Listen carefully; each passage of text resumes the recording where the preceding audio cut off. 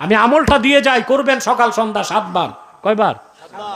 7 বার যদি পড়েন, কিসের রাসেল ভাইবার বাগত কাছে আসবে না, যদি একিন ঠিক থাকে। এই আমলগুলো করবেন ইনশাআল্লাহ।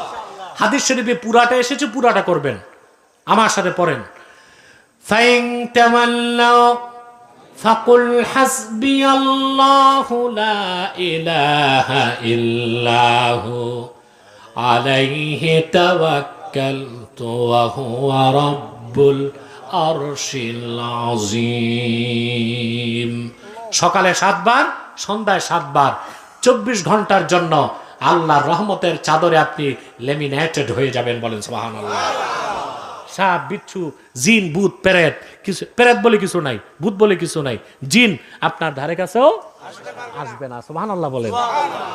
আর সাপের কামড় থেকে বাঁচার জন্য একটা আমালে কোরআনি আমল হচ্ছে, আপনি 7 বার পড়বেন। খেত খামারে গেলেই তো কামড়ায় বেশি নাকি?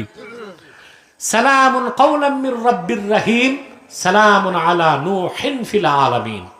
ওযু করে 7 বার পরে ধান কাটতে যাবেন। সাপ সবল দিতে চাইলো, আল্লাহর হুকুমে তার মুখ বন্ধ থাকবে ইনশাআল্লাহ। আল্লাহ আমাদের কবুল করুন, আল্লাহ আমাদের মঞ্জুর করুন। পারবেন না ইনশাআল্লাহ? আপনারা বলতেছেন হুজুর চিকিৎসা শুরু করে দিয়েছে। আরে ভাই, এটা তো আমালে কোরআনি, কোরআন ও সুন্নাহর আমলি আমাদের মুক্তি ও নাজাত দিতে পারে দুনিয়া এবং আখিরাতে। বলেন আল্লাহ কবুল করুন।